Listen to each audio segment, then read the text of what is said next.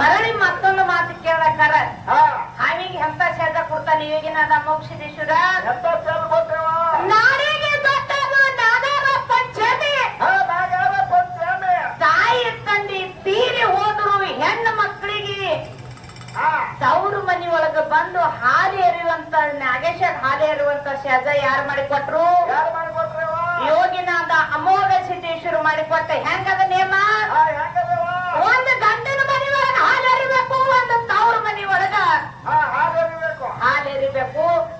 ತಾಯಿ ತಂದೆ ತೀರಿ ಹೋದ್ರ ಬಿ ತವ್ರ ಮನಿ ಒಳಗೆ ಇರುವಂತ ಬಂಧು ಬಳಗ ಬಂದು ಮಕ್ಕಳು ನೋಡಿ ಖುಷಿ ಪಡುವಂತದ್ದು ಯೋಗಿನಾಥ ಅಮೋಘ ಸಿದ್ದೇಶ್ವರ ದಾರಿ ಮಾಡಿಕೊಟ್ಟಾನ. ಅದಕ್ಕೆ ಹೆಚ್ಚಿಗೆ ಬೇಡ.